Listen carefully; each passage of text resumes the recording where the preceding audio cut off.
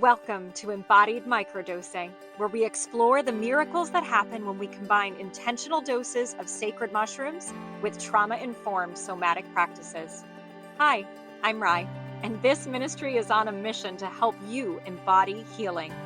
Let's answer your questions and call in expansion so you can integrate these highly effective evidence-based tools into your journey. Embodied microdosing is where science and spirituality meet to awaken the healer within.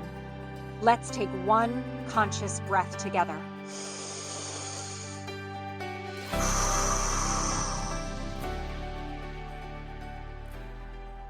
And begin.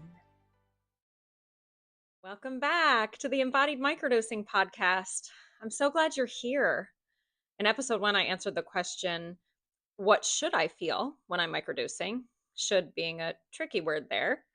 And we concluded that when working with the sacred mushroom, there are so many variables, but we explored some possible ways that you can feel on your microdosing journey. Today, I'm going to be answering the question, what if I don't feel anything? For those who have dabbled, perhaps, or for many really at the beginning of the journey, before they find that sweet spot and can tune into the subtle ways that the medicine, especially in tincture form, can speak to us. And really for those who don't yet have an embodiment practice and who maybe aren't able to tune in to what's happening on the body-mind level. So there's a handful of people, I mean, most do feel something, but many times, I would say, more than a few times in the last 5 years of guiding others to journey with tiny amounts of sacred mushrooms, who just don't feel anything. and can kind of move into the territory of bordering on taking like a trip dose, right? A dose that would have most of us like not super psyched about being in the grocery store at 3 p.m. on a Saturday afternoon with, 1.5 grams of mushrooms in your system and saying like, am I feeling anything? Has anything happened here? What's going on? So I want to explore a couple of possibilities for what could be going on in this case. And I do want to just say here that the sacrament in tincture form, and this will be coming in the next episode, is a little different than taking a whole plant, than like breaking a piece of the fungi. I shouldn't say plant, it's its own kingdom. It's in the fungi kingdom. Breaking a piece of the fungi off or grinding it up in a coffee grinder and taking a powder, that hits a little more obviously than when we're dealing with an extract. And that's actually part of the appeal of the extract, and I'll get into that more in the next episode, but the tincture can be a little more nuanced, let's say, to tune into. And I've had people who can take more and more and more drops, and they're just not able to perceive, even with some breath work, even with some embodiment, some meditation, some quiet time, some walks in nature built in, not able to perceive anything significant happening.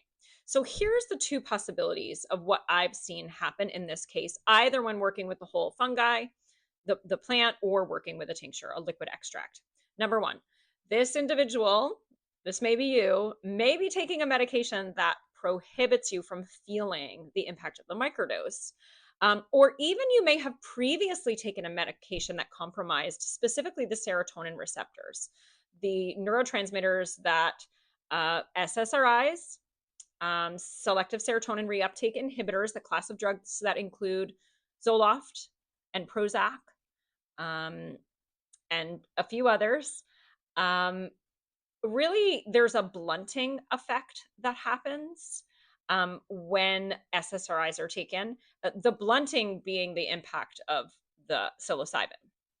It's almost like, imagine there's like a little serotonin puzzle piece in your brain, right? It's a receptor, and the SSRI sort of is a puzzle piece that could pop right into that receptor and sort of fill in that hole, right? Plug itself in. And then the psilocybin comes along and it kind of like doesn't fit. It sort of just like floats on by because it doesn't have the spot to go into, being that they both work with or on the serotonin receptors. So I've seen this happen with people who've gotten off their Zoloft or their Prozac, and they just got off of it perhaps, and they still do not notice or feel the impact.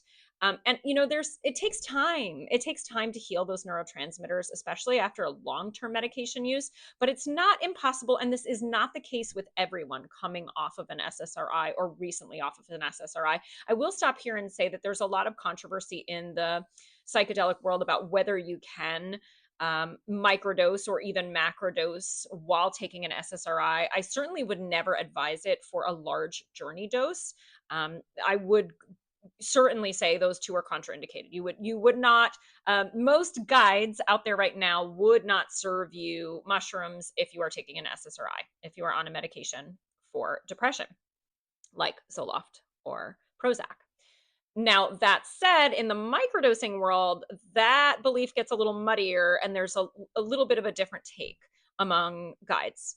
So my take has been, for 5 years of doing this, of really ideally you have a practitioner that you're working with that's helping you taper or helping you do this safely. But let's be real, there are not so many doctors on every corner that are like hip to help you get on psychedelics, but the tide is changing.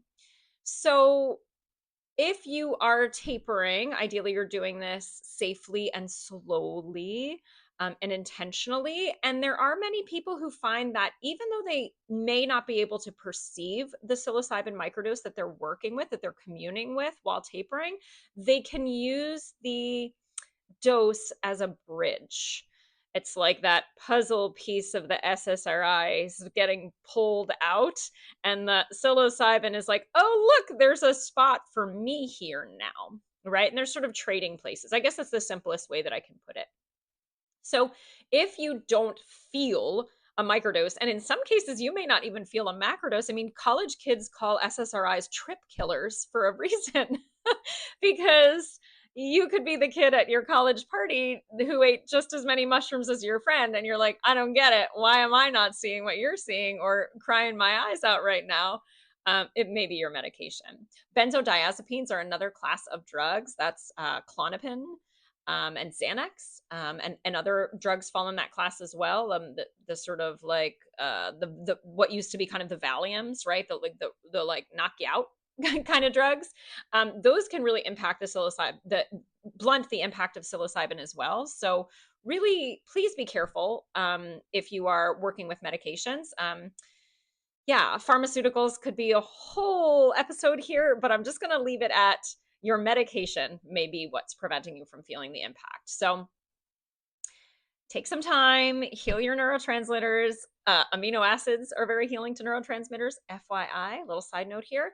And just also see there are some supplements and herbs which are also may negatively impact and interact. 5-HTP, that's like a really impressive natural antidepressant. I think it's a crime that anyone would go on Zoloft or Xanax without first trying 5-HTP. But it also works on the serotonin receptors, kind of negating the impact of the microdose. So please don't take 5-HTP on the days that you're microdosing, or don't take 5-HTP if you're going to be going into a regular microdosing schedule. I think that that's just too close for comfort with the serotonin receptors there. And the herb St. John's wort, questionable, but I just, when reading on how it works in the brain, please, if you're not microdosing, or you know someone who's not open to microdosing and experiences depression, please suggest something like St. John's wort or 5-HTP. But I think we could just look at those as contraindicated for the purposes of being safe. And for answering this question about blunting, right, not feeling anything, please examine whether any of these supplements or herbs are part of your regimen, and take them out. Okay, second reason, and this is like something I can't find anywhere on Google, but I really need to trust myself here and not Google. I have seen those who have low stomach acid. Prior to working in the healing field, I was in the nutrition, sort of functional nutrition world, the real food, nourishment, kind of where that intersected with chronic illness world, and really learned a lot about low stomach acid. And, it's a really actually pretty common issue. And I have found, maybe a half a dozen people over the past 5 or 6 years who just can't perceive the dose, and the medication and supplements are not blocking them, and they are in an embodiment practice and they are tuned in, the common thread there for these people is digestive issues. Listen to this. Psilocybin requires acid to convert into psilocin. And psilocin is the compound that actually induces the psychedelic experience, or, in the case of a microdose, like gives you the benefits that we're looking for, right? So you actually, if you may have heard of like a lemon tech, right? That's where you actually mix psilocybin, the ground mushroom, into lemon juice and convert it into psilocin outside of the body, so that when you take it, it acts faster. It doesn't need to mix with your stomach acid, and the impact of the psilocin is felt much faster and sometimes heavier, like more intense of an experience with a macrodose. You can certainly lemon tech your microdose, right? Mix it in some lemon juice. That's an interesting experience. But back to those who may have low stomach acid and don't even know it. If this is you, some symptoms often include bloating, no matter what you eat, constipation or diarrhea, allergies, food allergies, undigested food in your stools, heartburn, difficulty digesting meat, or really turned off by meat. This I find is often a symptom of low stomach acid, and this kind of sluggishness after eating. Listen, your stomach acid is so important, y'all. It is there not just to help you break down your food, but to kill off pathogenic bacteria and parasites and things that don't need to be passing into the rest of your body. So there are supplements, something like betaine HCl, Betaine HCl, is wonderful taken with your food. If you have or believe you have low stomach acid, you can even do like an HCl tolerance test, and keep taking more and more capsules until you actually get heartburn. And then you've kind of reached your upper limit. Some people need a lot of betaine HCl initially, and then of course you build up your supply. This is where you hear the advice to drink a glass of lemon water first thing in the morning. Yes, it's alkalizing, but it also can help boost some of that stomach acid, or even taking a spoonful of like a raw apple cider vinegar with the mother, to supplement that acid that's missing for a lot of people. And ding ding ding, benefit here, to actually perceive the dose, to be able to work with the dose. So maybe experimenting with the betaine HCl or the lemon water or the apple cider vinegar, actually in tandem with the microdose at the same time, either mixed outside of the body or taken together so that they can be experienced inside the body together. And I have found with a few people that this technique actually can help the medicine, the magic, be boosted and be felt. So I don't know. What do you think? Could one of those things be the reason that you are not feeling something? Listen, I really want to say be careful and go slow here, because I've also had the experience many times over of someone saying, like, I'm not feeling anything, I'm not feeling anything. And they keep increasing their dose and increasing their dose. And all of a sudden it's like, I can't do this experiment anymore because I'm having these huge emotional reactions, or I'm having these huge stomach aches or headaches, or I'm really tired and restless and I can't sleep at night, right? And how annoying. I'm trying to feel something with the microdose, and oh my gosh, this is the microdose in your system. I can't tell you how many times this has happened. So understand and refer back to episode 1 that this isn't just all about like feeling high, or feeling your depression go away, or feeling your anxiety instantly alleviated, or feeling tons of focus and clarity. A lot of times the body is clearing stagnant energy. The medicine is working on other levels entirely in the physical realm, perhaps, especially when we're talking about the whole fungi, that like a powder or capsule. There can really be some like stomach aches or some nausea, this tiredness or restlessness, the inability to sleep. Those are all evidence that the microdose is actually in your system. And what you're looking to feel, your expectations need to be adjusted. And please understand that as the journey progresses, a lot of times these initial physical reactions, tiredness, restlessness, stomach aches, those kinds of things, often shift. And moving from a whole fungi, whole plant, or capsules to a tincture can alleviate a lot of those physical symptoms. And we'll get into that more in a future episode. So a burst of anxiety. You may be taking the sacrament, working with the sacred mushroom to alleviate anxiety, and you're like, I don't know what's going on. I feel more anxiety. Maybe I should take more, right?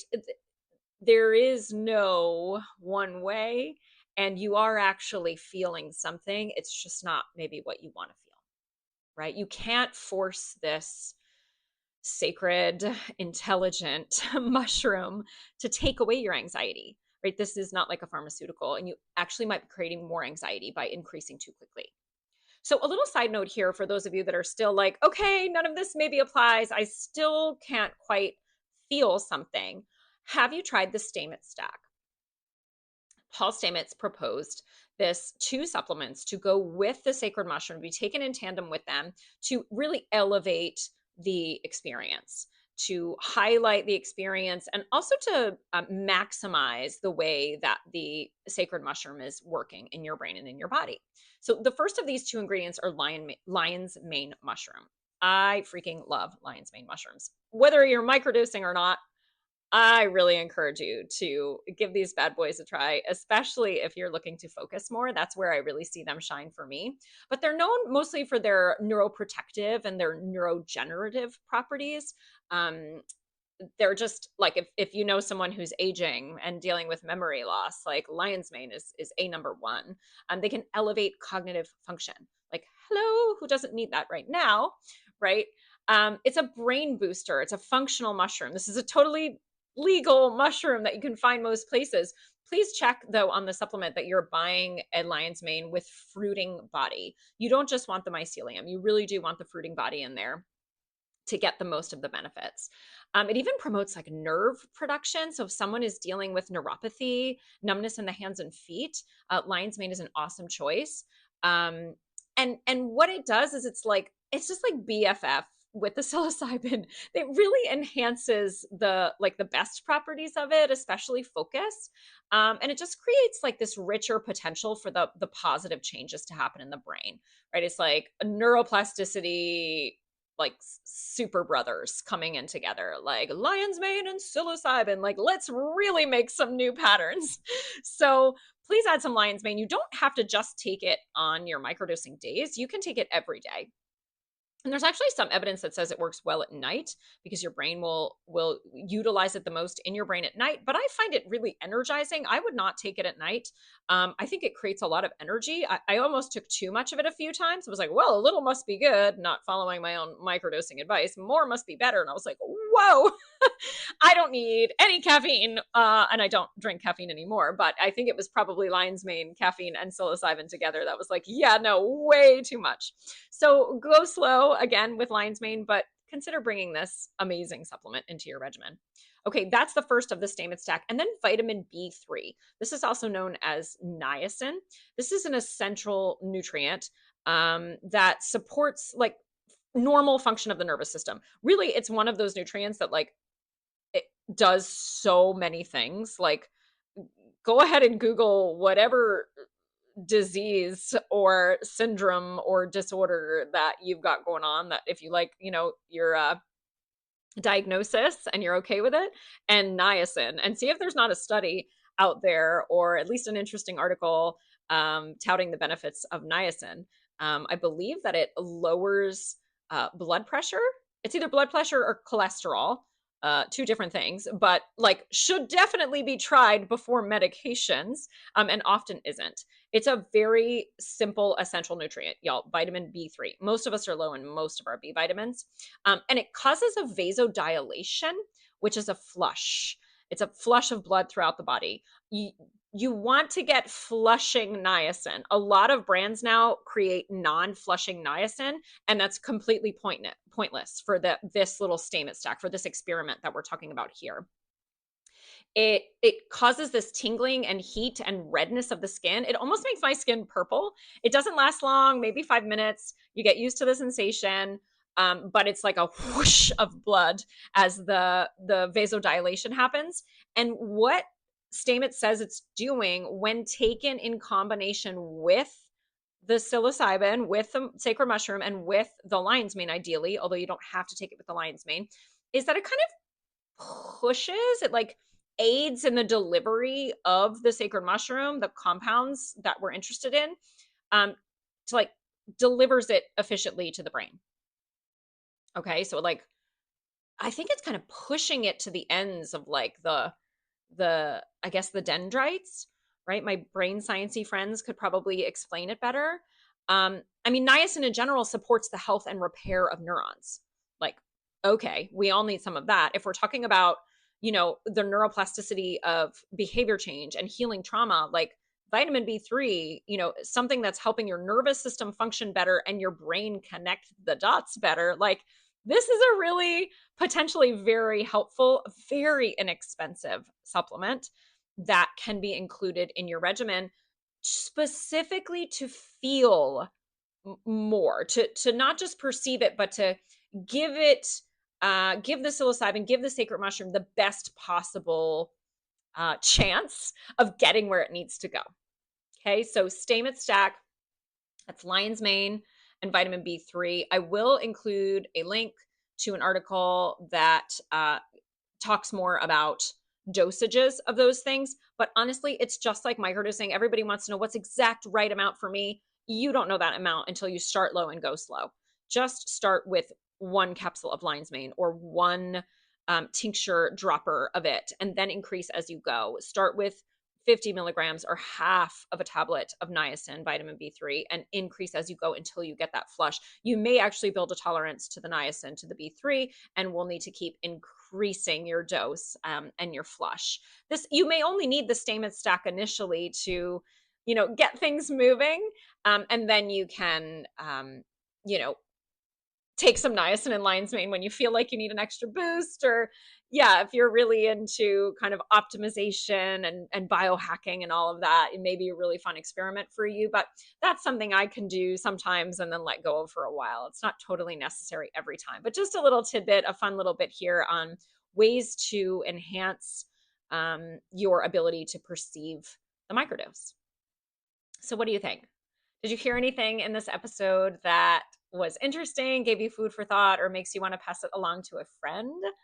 Please do share this brand new podcast. It would mean so much to me if we could really reach as many people as possible with the message that when you combine teeny tiny doses of sacred mushrooms with embodiment practices like breath work being just moving air in and out with intention, dropping into your body, feeling yourself through your senses, that we could heal a lot of the trauma that this world is experiencing. This is the mission of the Embodied Microdosing Ministry, and I would love if you could help me share it. Please like and subscribe and tune in. Keep tuning in. I'll be back again soon with another episode. I'm so glad you're here. Don't hesitate to reach out to me with your questions. I may even feature them on the podcast. I'm at Embodied Microdosing on Instagram and TikTok and YouTube. And of course, you could visit the website, embodiedmicrodosing.com. Thanks for being here and happy